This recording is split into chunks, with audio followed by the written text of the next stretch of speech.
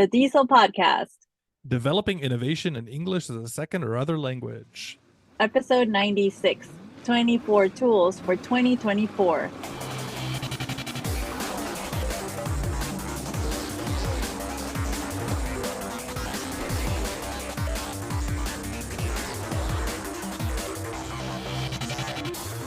Welcome to DIESOL. This is episode 96, and we are your hosts. I'm Brent Warner. And I'm Ixchell Reyes. Happy New Happy New Year Year! 2024. We are here. Can you believe it? You're celebrating with family. Your mic sounds a little I bit different am. today than normal, so you're Yeah, traveling, right? I'm traveling. I'm in California where the sun is out and you can go running at the beach and not worry about freezing. Very nice. Yeah, And so do you you have are? any? I'm still here in the cold. But it's good. It's actually like doable weather right now. So it's cold, but it's not blistering cold, so that's okay. Any New Year's resolutions for you? I don't do New Year's resolutions. I don't ever do them either, but That's so last decade. is that not a thing? Is that not a thing that anybody No, does that's anymore? not a thing that anybody that I know my age does. Yeah, I Sorry, wonder. Like, guys. I don't hear people I talk just about it think very it's much. not. I So think it's just the maybe eh, people fall into everybody's their habits. everybody's read like the pop psychology articles, and they're like, yeah, they don't work, so why bother? So, okay, so as we do every year, we're back on tradition, and the first episode of the year is 24 tools for 2024. So, Shell, this year worked out. We could split them up evenly. Yeah, Are you excited about your finds? I am. I actually really am. Yeah, this year. So I've looked at some of these. I haven't played with all of them, but I'm kind of like, I think the way that I usually approach these is things that I want to play with sometime in this Hmm. year, right? Not necessarily that I have enough Hmm. experience to talk in depth about them, but I can explain them just a little bit. So things are worth looking at or things worth playing with if you've already done them. But it's 2024. Let's skip in. Dive right in. Trying to find a new word for 2024. My word of 2024 is skip. No, dive in. Let's dive in. All right. So, Ishel, I think we're going to go, we'll go back and forth, you and me. So, do you Yeah. want to go first or do you want to go second? Yes. And this year I was kind of looking, of course, there's so many AI tools Mm-hmm. and, post a year post Chat GPT launch. And so I've tried to keep that in mind.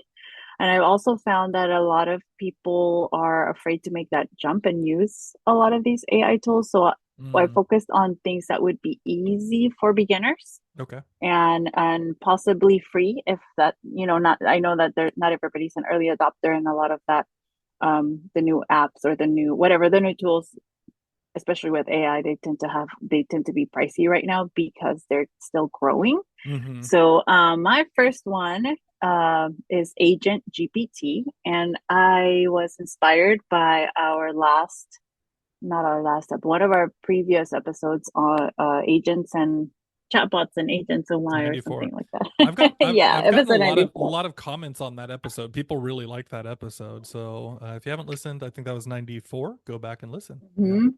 Yeah, so again, we talked about how you could create your own, I guess if you think of an agent as a template for something like a little app. Mm-hmm. Um, and I've been really curious. I just haven't had the time to build one out and to actually go in there and I guess what's the word, code it. I don't know if code, what is write it? Prompt it. Yeah. What's Mm-hmm. prompt it, like write the prompts. And so this agent GPT it's really, I see it kind of like a place for beginners where you can start making a template and start customizing the agent. It'll write the prompts for you and then you can go in there and tweak it. So let's say you wanted to plan a trip and you want an agent for trip planning. You could do that. And I've been really interested in lesson planning, which is why I really wanted to explore this one. I played with it just a little bit with lesson planning because I want my students to be able to just click a button and it's Mm-hmm. going to generate the 5-step lesson plan or the PPP lesson plan or the with the standards and I want it to be something that they could just click a button or learn how to tweak themselves. So Agent GPT, it is free. It's still some of the uh what is it? The I can't think of the word. Oh my gosh. It's still in some of the features are still in beta form, but I Okay. think that's the fun part. So again, it's just, if you're trying to get your feet wet with agents, this is a place to go. Very cool. Nice. What do you have? So of course, I also have some AI things, but I tried to mix it up so it's not Mm-hmm. all AI conversations in Mm-hmm. here too. And so the first one is just going to be a YouTube channel called Learn English with TV, or Mm-hmm. Learn English with TV series, and it's Mm-hmm. pretty straightforward, but it seems to be well produced. Where they go into like modern TV shows, and these things have existed. These types of channels have existed for a long time in different forms, but it seems like he's really keeping things up to date, and so it's a couple of Mm-hmm. guys that are putting this together, and they've got like learning with Netflix Wednesday show, right? Learning with A Bug's Life or Soul, or Mm-hmm. the Arnold documentary or whatever it is. So I think the thing that I really like about this is that it links into people's direct interests and things that are actually happening now and Mm-hmm. conversations that are happening Mm-hmm. now, instead of it's like so many of these like, oh, I'll teach you through movies, and it's like, what movie are you going to do? And it's like, Mr. Bean. yeah, Benjamin Button, and it's like, well, okay, that Nothing wrong with movie's Mr. Bean, but no, yeah, no, no, nothing's wrong with they're them, just but outdated. like some of they're so outdated, and our Mm-hmm. students haven't ever seen those things or don't, and it's like, Right. so it's like, okay, maybe we're introducing something, maybe we're not. Anyways, this thing is quite popular. There's like over 8 million subscribers on here, and so Hmm. they've got a full career out of it, I'm sure. But it seems like it's pretty cool. Learn English with TV series on YouTube, and I'm gonna check out a few more of the episodes and see which ones I can maybe recommend to students. Very cool. My next app is called Consensus, and it is AI. It's an AI engine, but it's research based. So it accesses research databases. So it's more maybe for university level projects. So for those students who might be writing their, I don't know, their senior thesis or et cetera, Mhm. they can actually um, get to the research faster. And so I think it's worth exploring, Yeah. because this is a hot topic, right? In research, it's a hot topic of how to use AI ethically. And Hmm. so, again, I just think this is a tool that is worth exploring, especially if you're in the university and the writing sector. That's interesting because the journals are such a pain in the butt, right? Like I have access to a lot of them Mm-hmm. through my library and through my school, but like each one is different, right? And so this doesn't necessarily give you access to all the journals, right? It just means that it's going to pull like what abstract information, or is it actually Mm-hmm. getting Well, information from the you can ask a research question, and then you're gonna get the answer. It's gonna give you an answer based on some research that's published. Now, I actually haven't played with it to see if obviously, I'm assuming it's not going to give you access to that full article, hmm but now you'll at least know, um, if you're going to have to access something or pay for something somewhere, not to waste your money on like 20 articles that you got can it. later decide whether you're gonna. So I think this is also maybe a tool that we have to be careful with, because we have to teach students not to just get the answer from without actually looking deeper into the research article. And maybe perhaps as students don't need to be reading the whole research article. And I don't Yeah. know if that's, you know, again, questions and conversations that we should be having as writing instructors and just teachers of language. Nice. Cool. All right, so my next one is Padlet has put out a bunch of updates recently. So Padlet's been a Mm-hmm. really cool tool for many years. And it's actually kind of tends to be my go-to one more than Flipgrid and more than some of these other ones. I really just like how Like Padlet Wakelet. works. Mm-hmm. Yeah. But basically they've put out a bunch of new features that, like, for a while they're just kind of sitting and doing fine but not really doing a lot, but then they just like, oh, we've got all these new things coming out now. So they've added in all of these pre-built templates that you can work with. This one I really like. They added in custom post fields, so you can actually make it almost like a form. So you can say, "Hey, what's your role? What's your email address?" You can put in a specific question, and they put that in that line, right? And so Mm, all inside of one post.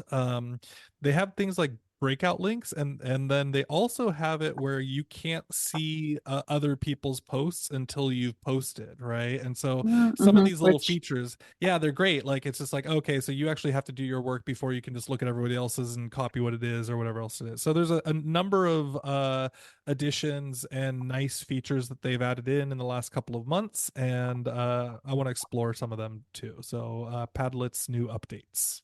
yeah, that's cool because I've used well, I started with Padlet probably 10 years ago, or when, like in 2014, or whenever I stumbled upon it. I remember thinking, oh no, all of these other companies are looking a little more fresh and cool, and it's gonna kill Padlet. And here is Padlet. Padlet has so far passed the test of time. Yeah, yeah.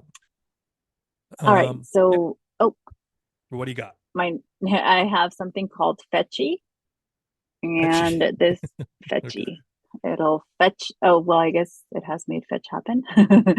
It um it's a kind of an easy beginning point for teachers who are looking to build a lesson plan and also build assessments. And I again, there's so many platforms that do this, especially with AI, but I wanted something that maybe could bridge between my student teachers going in to use something that didn't require an account and all of these other extension things that you got to sign up your whole class. It's just very clean interface, and I thought that this is also a good place to explore if you haven't dipped your feet into trying to see lesson plans. Or again, I'm thinking of lesson plans and activities.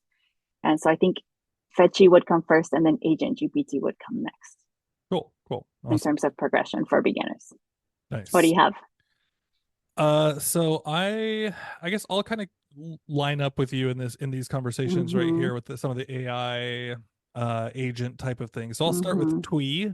Twee is I love one. Tweet. If Mm-hmm. you've played with it, right? So you could probably tell me a Mm-hmm. little bit more, but basically it seems to be kind of English language arts and language Mm-hmm. learning focused a little Yeah. bit more. And so you can go in there, twee.com, and then they've got a bunch of different tools, so different types of projects and things that you can do, converting audio and video to text, summarizing Yep. videos, um, creating open questions to text. So you can basically put in the work that you want, and then it will help you create Mm-hmm. projects and activities out of those things. So I know that a lot I've seen on LinkedIn, a lot of the teachers, a lot of the English language teachers early on, they were like, "Oh, I finally got access to Twee. I'm using it. It's really cool." And so, Oh, and now it seems like it's pretty much easy to get yeah. into. Finally, like I can Yeah. get into it. And so I hadn't been able to get in before, and so now that I'm kind of in, I want to explore with it a little bit more. But they've got whole sections: reading, vocabulary, writing, speaking, grammar, listening, all the major Mm-hmm. skills, and then a bunch of different tools inside of there. So if you're into, trying to figure out how some of these things can help support you and build activities and maybe lessons, Mm-hmm. Twee seems like maybe something to explore. Yeah, I think I would say Fetchy is like the simpler version, and then once you kind of are familiar with how it all works and you want to incorporate video and you want to incorporate audio, then I think Tui is a place, like it's a hub for all of that. Nice. Okay.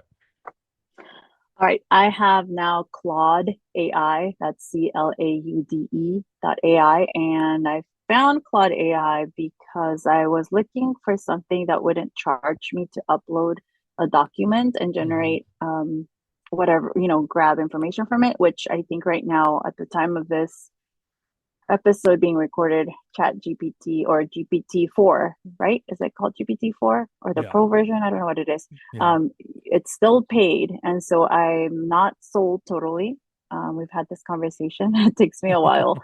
But Claude AI, again, and a lot of the times I think of my students who are, they may not be making enough money to afford these tools. So if there's something free that can help them, and maybe the free version is limited, but it can help a little bit, it's a plus. So Claude AI, so far the way I've used it, I like it. Um, there is probably a limit as to how many PDFs you can upload a month or something like that, because there's also a paid version. And it's still, for example, when you want to send feedback to an answer that it generated, sometimes it glitches out and you have to hit the button a few times to submit it. Mm. Um, but I think Claude AI is an excellent alternative to ChatGPT. Yeah, I think from and I have Claude too, and I've used it sometimes. And Mm-hmm. the way that people have talked about it traditionally is it's a little bit more of the like pro use. So you might use a little because you're uploading PDFs and trying to like kind of use those as Mm-hmm. guides to whatever. It and not that it's like I guess it's a little not pro as in like advanced, The but pro as features in are open. professional. Yeah. Like Mm-hmm. yeah, so a little bit more of that side of So, things. So yeah, cool. So Claude is yeah, it's I need to I've done a little bit with Claude, but I need to do some more too. mm-hmm. Okay. Yeah, So but you my pay for ChatGPT, so you I don't need Claude. I do, but it's like I've but heard people say again, before. you know, it's like how do they interact different? So all of these tools is like you kind of stick with one because why do you need a ton of them, right? In theory, but Right. they do process differently. And so Oh, app smashing, tool smashing. yeah. So you want to look at them. So, anyways, my next one here is kind of falling in. I think we've got a little group of category here. The ones Mm-hmm. that are helping you use other things or kind of agents around the AI stuff. So, my last one for this category is magicschool.ai. Have you looked at this one?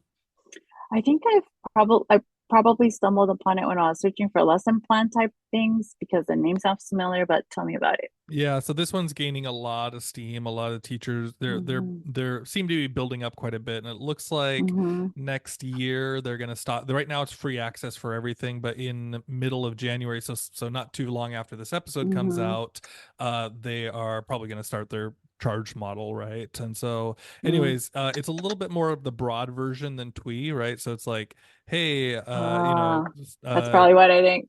Yeah, yeah, so feels like more. report Mm-hmm. I'll read through a few of these things, Mm-hmm. but again, you can basically just do report card comments, multiple choice assessments, email responder, um, text rewriter, class newsletter, IEP generator, etc. So it goes on and on. There's math stuff, coaches sports practice. So again, all sorts of things. Teachers jokes. One of them is like how to do gift suggestions. I listened to Ryan and Brian on the Check This Out podcast, and they were kind of Mm-hmm. putting each other's information in for the gift suggestions, and said it was looking pretty good. Oh So, yeah, anyways, lots of different stuff, tons of different little categories inside of here. So, I think it's really going to be popular with generalized, more like K-12 teachers because it's like, oh, we have to do all this different stuff. For me, because my work is a little bit more focused, I'm not sure that I would end up paying for all of these, but or for this whole thing, but it does look like it's worth checking out, especially if you happen to listen to this early on and still get access to everything for free. very, very cool. All right, the next tool I have is called Along. This one has a free trial. I was actually a little bit hesitant on putting it here because it's paid, but Mm-hmm. I thought it was kind of cool that it is focused on building community in the classroom. So teachers can get data based on what students answer on questions generated. Everything's right now has some kind of AI tool plugged in. Mm-hmm. So AI generated questions, and then the teachers can take that data and now start to shift how their approach to teaching and meet the needs of those students. So I haven't gotten to play with it, but it sounded like I guess it reminded me a lot of um, Socrative or Socrative. I don't know how to pronounce it anymore. Do you Mm-hmm. remember? You know that? Yeah, but it sounded like Socratic, it's like yeah. the Socrative. So like the AI version of it, Okay. and it seems to be I guess I think they're targeting like whole districts or whole schools so that they can look at the data, and so that is kind of cool. So if your school's looking for something, maybe they've already heard about this, but along the free trial, I think would be worth just checking out to see what, or maybe other tools are coming out like this, similar to Very cool. this. Very cool. All right. I'm going to take mine back to an older tool, but one that's really that I want to get more into, kind of working into my regular Hmm. workflow, which is Pastebot. And there are a few of these types of tools. So if you're not on a Mac, you can go find a different version of these. But basically, it's a smart pasting tool. So things that you're copying and pasting all the time over and over again, it Hmm. goes into like a little stored menu, and then you can copy and paste that response. So for example, if you are kind of Like a saying this. rubric type. Mm-hmm. Well, it could be rubric, but like for me, it's like feedback on essays where a lot of Mm-hmm. students are kind of doing the Mm-hmm. same thing over and over again. So, you might already have a comment bank in some places, but Yep. this is like a comment bank that is across your whole computer. So, for example, I'll get students emailing me asking about how to enroll at the college. And then I'm Mm-hmm. like, okay, I got to go figure this out. I got to go write this again. I do it Uh, once every, however long, once every 2 months or something. So I kind of forget and then I just write it again. It's like, well, instead, maybe I'll have just this big bank of things that are not necessarily just Google Docs, but anywhere a comment bank. And so having something like this really useful, and especially when it gets to like the beginning of the semester, hey, I want to petition your class. Oh, here's the petition, responses, or all sorts of things like that, where it's like you get these little seasons of like, okay, I just have to answer these same things over and over again. So something like Pastebot is a great way to save some time. It's paid. I don't think it's very much. I think it's like $10 for a lifetime access or something. So worth checking out. And there are several different versions of these ones, but Pastebot does a pretty clean interface, so I like there too. Very cool. Um, the next one I have is Otter AI. I feel like you may have used it or talked about it before because it Uh, sounded familiar. I use Otter every single day after we finish recording because Really? that's what we Okay, so transcribe that's our where I've heard episodes with. about it. Well, Yeah. there we go. So Otter AI, for those of us who are not as early adopters anymore, Otter AI summarizes meetings from audio. So it could be recording or taking audio. It can give you notes. And I guess you can tell us a little more about it because I guess that's where I've heard it. Yeah, yeah, yeah. I mean, it's great. So basically, if we're in like a Zoom, or you can upload any Hmm. audio or any video, and it will Hmm. auto transcribe, and it does a Oh, transcription. Okay, that's what yeah. you're using it for. Hmm. Yeah, so like they're trying to move it towards like a smart AI note-taking thing, so it Hmm. listens to your Yeah. meeting and then it highlights everything. Hmm. That to me is not particularly interesting. I mean, it's fine, but like Hmm. whatever. But what I'm always looking for is very good transcription. It Hmm. typically doesn't spell your name right. So Yeah, it only did it once, right? one time, but it was nice. It was nice. It was a nice moment while it happened. Yeah, validation happens once in a blue moon, But but it is sweet. yeah, so it's pretty cheap, and so it's fine, like for the value. I think it works out pretty well because you're like, but I do have to do a lot of like chasing it down and fixing the edits, and like for whatever reason it doesn't, even though it recognizes that there are two speakers, it doesn't split the words where the two speakers split their Mm, speaking a lot of the time. And so it's like, well, what's going on here? But that being said, it has saved me a ton of time over the years, right? All things considered, when you're saying, hey, the thing's transcribing, it can transcribe multiple yeah. voices, and it gets it pretty good. Some words that are less common that we use as jargon, it doesn't really understand, of course, but for the most part, it's pretty great. And then those added features that they're really focusing in on, I don't know very much about. I just don't care about those things. Hmm. The AI notes or whatever, but I could see how they would be valuable.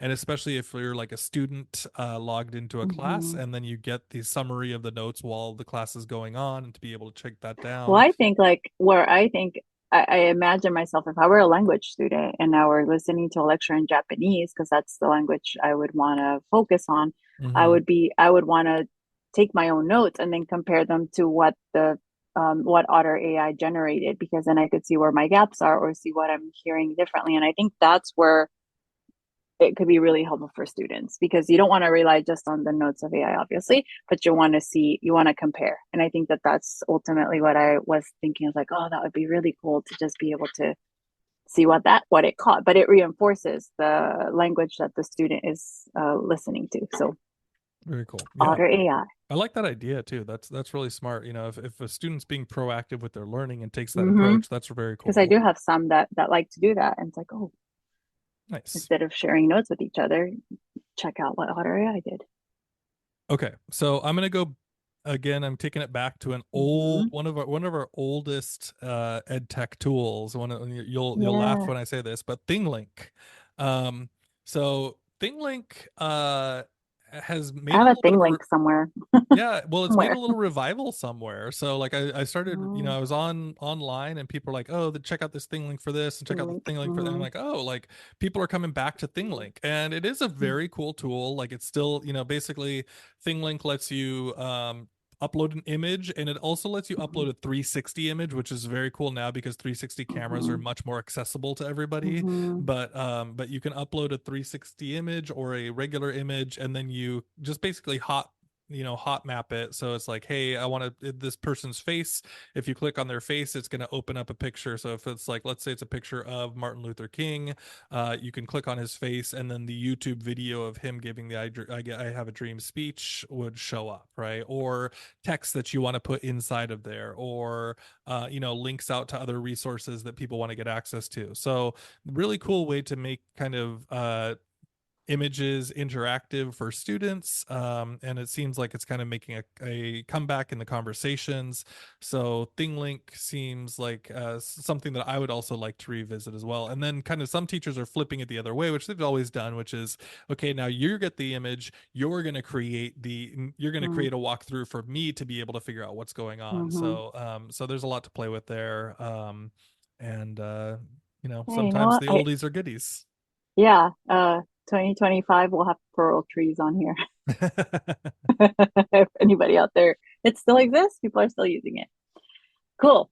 The next tool I have is called Loom, and I feel like you may have talked about it, or Mm-hmm. does that sound familiar? Okay, so Loom, um, is the reason I thought it would be useful is because you could again, it's like slides with video layers to your slides. So if I guess you're recording, if you're recording a lesson, Right. you could or explain everything, or I don't know what other apps are out there right now.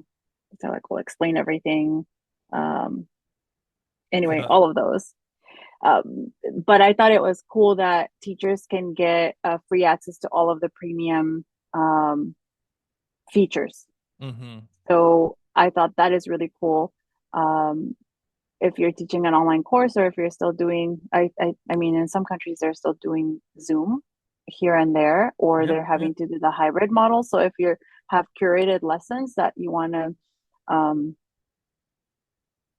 that you want to have available for your students, or you're teaching some kind of online course with different segments, I thought that this kind of reminds me of like Canva for screen, like Screen recording. Yeah. online Mm-hmm. lessons. Yeah, it's really beautiful. And so that's why I thought, oh, this is something I want to play with, especially if it's free for teachers. Yeah. Yeah. That part is really great, and Mm-hmm. it's a pretty clean interface. So Mm-hmm. I It's know the beautiful. yeah, you'll actually see a lot of the teachers who are like YouTube teacher, like they're putting their Mm-hmm. stuff up on YouTube. They do a lot of like training, The like they Loom. use Loom. Yeah, so it's a good Yeah, and choice. also the other feature that I thought was cool is when students interact with a, like I want to call this feature like what Flip, formerly Flipgrid, Hmm. had, like the discussion questions and how you could interact with them. You can get feedback from students using Loom, and I thought that was cool. Yeah, So cool. what do you have? So my next one, I think I'm not sure if I'm pronouncing this right, but it's Gliglish, G L I G Gligli- Gigglish. Gliglish, Gliglish or Gliglish. Say that again. So basically, Gigglish. it's an AI tool that is for conversation practice, right? So ChatGPT has this now built in where you can I talk to it, heard but this one. basically you can say, The "Hey, this is the Japanese. language." Yeah. Yeah, you can do Japanese, and I did it. I Hmm. practiced it with Yeah. I Japanese. have. Yeah, I've used it. I And it's remember now. It's pretty cool. So like you don't have to log in. You can just kind of click and start Hmm. working with it. So that's Conversation partner. yeah, free conversation partner right there on the spot. It kind of gives you some ideas on what you're doing. I will point out that like I tried to make some mistakes and it was very generous with my mistakes. Hmm. And so it's like, oh, you're probably trying to say this, right? And so and the Japanese even was like not really natural Japanese, right? Because they were like I went to the cafe and I was like trying to talk about it and it was like small, medium, or large, and they kept calling it That's right. they called it Yeah, shochu dai, which is like, yeah, those are the kanji, but that's not how we, like anyway. So it's like, so it was getting into these, so I was just like, okay, there are these little things inside of here where it's still pulling it's direct still, again, it's translation still from, AI. yeah, it's Yep. still AI. It's got still got So issues, but overall, I was like, hey, if I get a little bit of practice, I get some chances, now, and yeah, yeah, now and that you're then mentioning it, mhm, I showed my students how to go in there and have a conversation, for example, how to purchase coffee. And it was that same repetitive, yeah, that kind of interactional English that uh-huh, sometimes they don't have, they don't have someone else to practice with. right. And so I remember it was good enough for my students to be interested in it. Yeah. And then they've added a few things recently, it seems. Hmm. They have a translation function, so you can click on it and see, like, hey, what's the translation inside of here back into my language?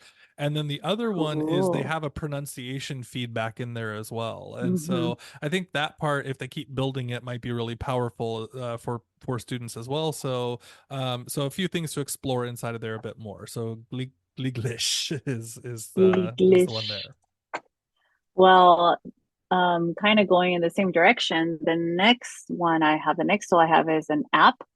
It's called Speaky app, Okay. and my students are constantly asking me, "What app can I use for language?" And you already have your Duolingo types, and you have your Mango types, and this is a fairly new one. It's free, and so I just kind of wanted to add it to the repertoire. I've downloaded and sort of started my account. I haven't played around with it, but it's worth checking out. It looks like you get paired up with speakers from all over. Again, it's like Mango if you ever use Mango, Hmm.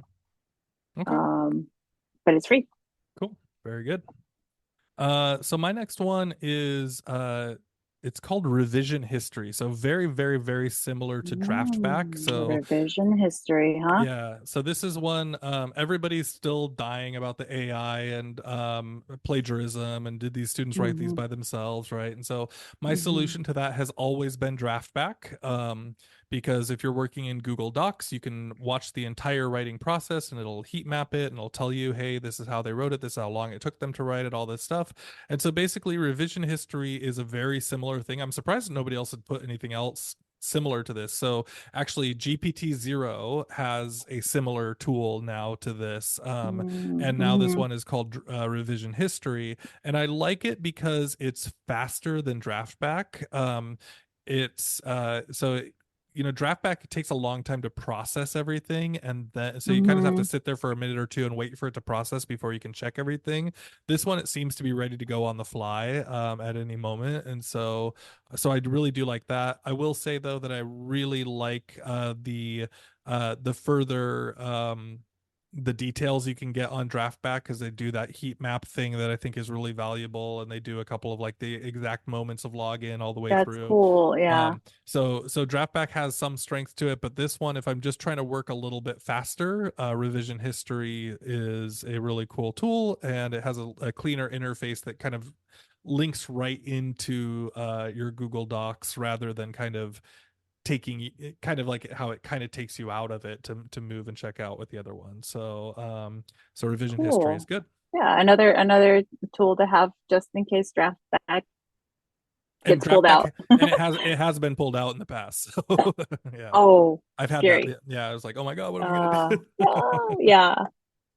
All right. So the next tool I have is called My Reader AI, and it's a document or book reader, of course, AI powered. It can pull information from something that you upload, can generate your questions, outlines, etc. And so again, I'm looking for tools that can help my students or the teachers understand a large amount of material uh, faster, Mm.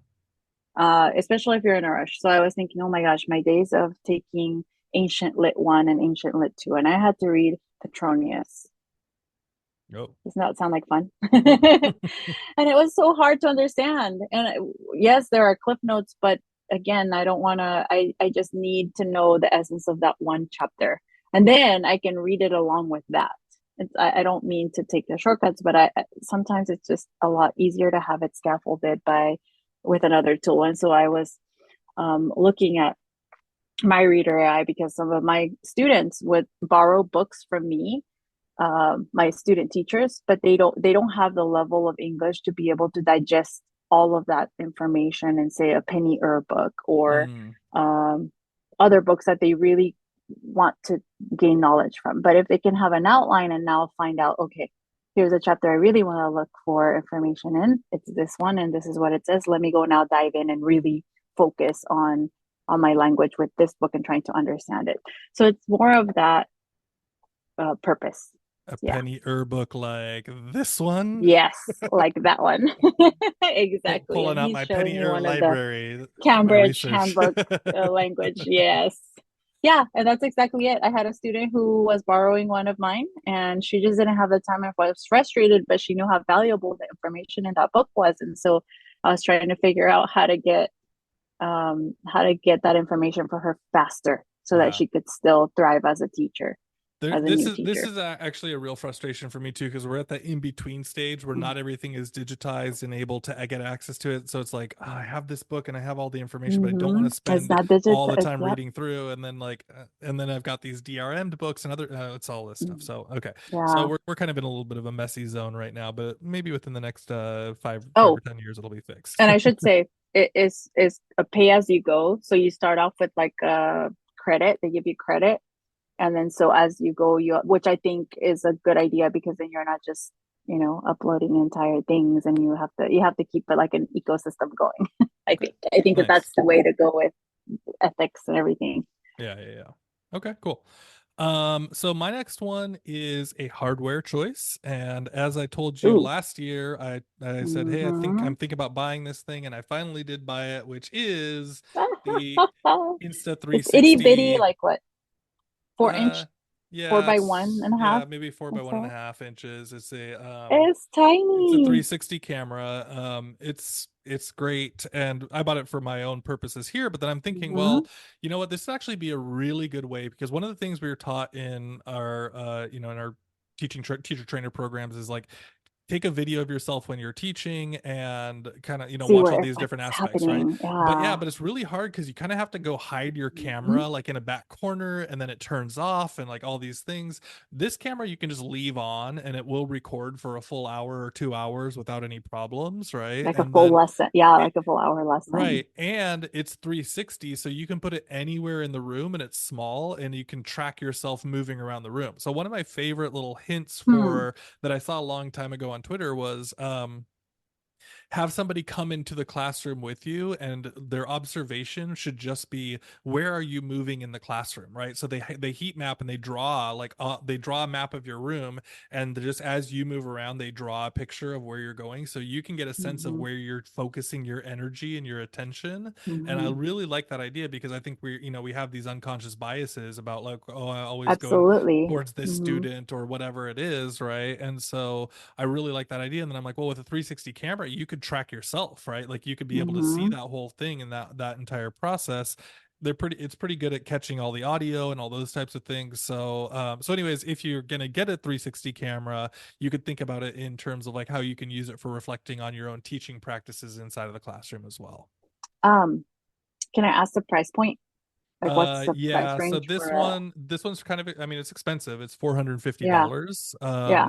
They have a little bit cheaper ones too, I think. This Mm-hmm. one's like they have a little bit more expensive ones, but there's it actually it's got its whole cool ecosystem of like helping Mm-hmm. you edit videos and helping you do all these different things. So Mm-hmm. you can do a lot of fun stuff with your students as well, and in your own personal life. So I think a 360 camera at this point, it's like it's almost a replacement for a GoPro.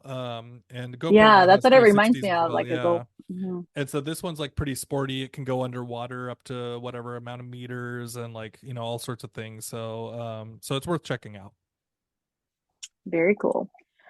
All right. So next I have, I guess it's a new term for me, maybe not for you, but the term is nano learning. Mm, And maybe when we were talking about how all these teachers were suddenly flocking to Snapchat and using it as a teaching tool, but then what was the point if the stories were disappearing? And then they were, Instagram came out with their reels and stories, and now everything has some kind of um, component that's like a quick video like bit that shows up.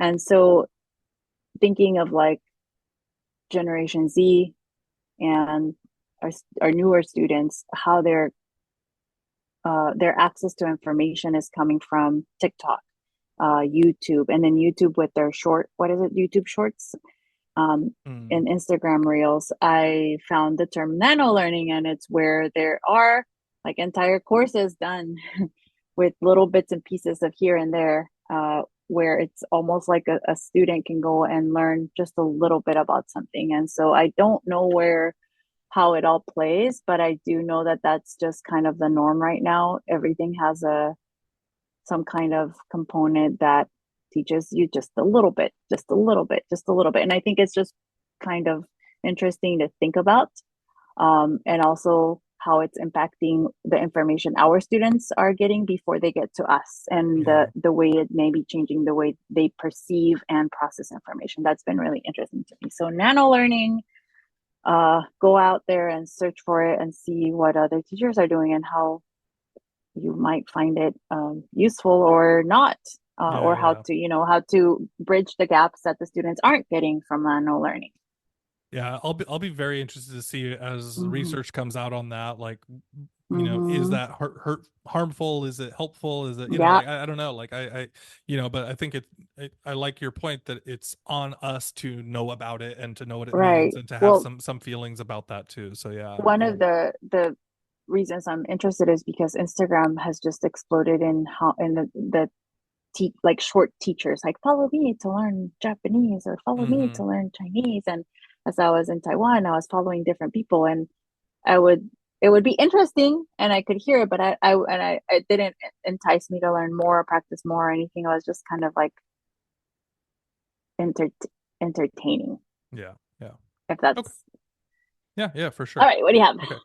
All right. So this is my maybe this well Notebook LM. So this is from Google. And basically similar to some of the other ones, it's kind of similar to what we've talked about in other ways. You upload documents all around the same category into it, and it kind of is like Google Keep.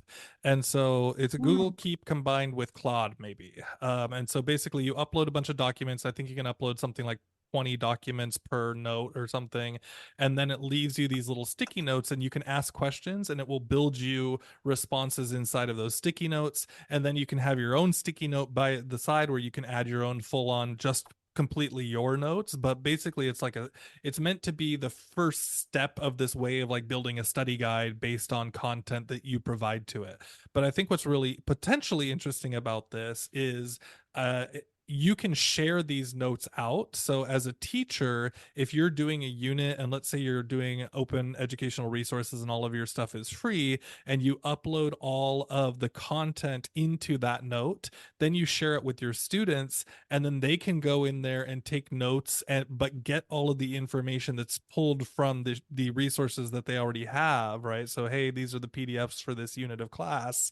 Then they can play with it, and then as you're adding notes or as they're adding notes, then they can share and interact together with that as well. So I think it's still a little bit not quite there yet, but it's getting to a point where it might be really interesting. So Notebook LM from Google, it's at notebooklm dot Google, and somehow Google Hmm. is powerful enough to have just Google as their subdomain, so or as a Very, primary very domain. Yeah. cool. I have Mhm. to check it out. Yeah. All right. The next, I guess this is not a tool, but more of an audience, um, using the audience that we teach as a tool to help us become better teachers, and that is Generation Z or the Zillennials Mm. and Generation Alpha. And I don't know if a lot of people are aware of Generation Alpha, and that's the students that were born entirely, or students or kids. They're the young. I believe that the youngest ones are 12, 13. I forget where the Youngest or the oldest Okay, you're talking? born since the year 2010. So yeah, Oh, they'd be about 13 years old. And these are the kids. Again, I know that we may not have them in our classrooms for another few years, but these are kids who were born into smart speakers, mm-hmm. autonomous driving cars, everything having a camera, Yeah. everything, all of the information being received in real time. And so how that informs the way we approach, we the teachers who are getting older and the gap's getting bigger. Now I feel that gap. I feel that gap in the classroom. I Finally, can I'm see getting it. Yeah, I old. finally, yep. And so it's a little I'm not the scary cool because young you teacher get anymore. nope, you get stuck in the ways that worked for you. But Yeah, guess yeah. what? Things are changing, man. Mm-mm-mm, mm-mm-mm. So I would say a good book to start with is Generation Z Unfiltered. I Yep. believe it was one of my fun finds. And then the same, I think it was Mr. McCrindle. I have his name here. Hold on. McCrindle. Forgot his first name, but he's the one who coined um, Generation Alpha, Oh, come the, on. the Alpha. Come on, Yeah. that's a Well, he cheap said coin. it has to That's be, that's a it super has to easy be. cheap coin. It's just the next choice after Yep. Generation Z. But it represents I could have coined that. something new, something different. Yeah. Well, I All right. mean, it makes to me it was like no, it would have just been logic, Yeah. logic, logic. It's the end. You start again. Yeah, well, Z Anyway, then goes at A. he's Okay. credited with that. All right. Cool. So look into them. All right. So mine is this is a tool I've had for about 2 years now, I think, and it's called SaneBox. Basically, what it does is it helps you Cool. organize your emails, and it's a little bit expensive, and so I don't use all of them, Oh. but there is a 25% teacher's discount, and so I just use one tool inside of here, which is the Do Not Hmm. Disturb, and it blocks all emails from coming into me at times that I don't want them to come in. So I only have during my regular teaching time. I only have emails allowed to open up to me at 8 a.m. and then again at 3 p.m. I think those are the two times. And so it's like everything else just gets held in a holding pattern, and then it all gets released to me at those two times during the day. So I'm not just checking email all day long. And I think it ends up costing me like $18 a year, which is kind of expensive for just that one little thing. But at the same time, just hours and hours of saved time where I'm not like focusing on email, email, email. So I kind of think it's worth it. They do have a bunch of other cool things like let you do mass unsubscribes, which is great after a conference because they Hmm. sell all your email Hmm. to all all the vendors, and so you're like, nope, I don't want to be a part of these. But anyways, SaneBox. If you're frustrated with your email, it's a good way to kind of start building solutions to that. Very cool. So along those lines, I have something called Forest app. I don't know if you've heard of it, but I Mm-mm. thought it was a neat idea. We are um, people who like to multitask all the time, especially with our devices, and we're constantly interrupted by ads, by everything, really. And this app is sort of allows you to focus on one thing, and it's trying to change your that dopamine hit that you get from checking your phone all the time Mm. by focusing only on one thing. And so you're planting a tree or a plant, and every time you open your app to something else, that tree's not going to grow. So the Mm. longer you go without your phone, the more your plant is nourished and will grow into something. Oh, And so nice. that's the idea. So I think it's kind of cool. Nice, nice. That kind of overlaps a little bit with the I have freedom. I think I talked about it maybe last year. Freedom is kind of one of Mm-hmm. those things too that blocks out Mm-hmm. certain times and things like that too. Mm-hmm. So cool. Forest app. I like that. All right, we're running out of time. So last one here is Yeah. mine is the Boring Report, which is a news app that strips out all sensationalism from the news. And so it'll Cool. take like a Fox News report and it'll take out all the outrage from it and it'll just say, here's what it's actually talking about, right? And So a it'll one line. Yeah, like, but the whole Is it the thing, right? Fox The whole, report? so it AI, yeah, so it'll do that whole thing. It does it for CNN and for all sides, right? So That's cool. it does Yeah. actually, so it's for all things. Sometimes I think it's just a little bit easier to see it with like the Fox examples, and then you can kind of click, Yeah. and you can also use it with your students and say, well, let's take a look at what the report says, what the language looks like here versus Yeah. what And the what they real, added. Yeah. yeah, pulling That's it, where I would yeah. find it. So it's really interesting. So boring report, I think it's at boringreport.org, yeah, boringreport.org. Woo, 24. Oh man, We made it. All right. We we don't have a did. lot of time, but let's jump over to our fun finds. All right. For our fun finds today, I have a podcast, the Caliber 60 podcast series on NPR. It is a series on the avocado trade, how that's influenced the arms Hmm. being illegally snuck into the United States, and also the narcos in Mexico and Are how it people impacts sneaking people. guns in their avocados? I'll have to listen, I We'll let guess. you find out. Very cool. I actually am interested in that. So okay. Mine Very nice. is a band. It's a Japanese band called Oyat, Oyat. They're kind of like a soul band, like a soul funk band, but they kind of like, the guy has a really gravelly voice and kind of raps over the soul funk. And Mm-hmm. so they're not this most current album, but the album before that, I just like every track I dig so much. And so it's called Share the Light. And so if you're just looking for a little bit of a different jam, some good music to put on, either in the background or just blast in your car, Oyat, Oyat, and the album is called Share the Light. Very cool. All right, we're on YouTube. Please share the show, buy us a coffee, support us through Patreon, leave a review, or give us a shout out and tag us. You could still win a one of a kind diesel pin. By the way, we've gotten a few subscribers on YouTube. So I don't know how you're finding us, but it would be great if you could leave us a comment on the episode that you found, because we love to interact with our audience there. Yeah. And we'll send you a pin. We got a few left. Mm-hmm. So, We got a few uh, left. cool.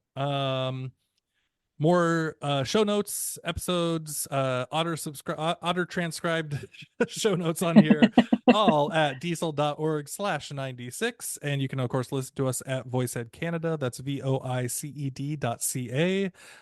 You can find us on the platforms. The show is at Diesel Pod. We did put it up onto I put it up onto Threads, and I'm spending more time on Threads, although I still don't want it to be my final choice. But anyways, I'm there, and I'm at other places at Brent G Warner.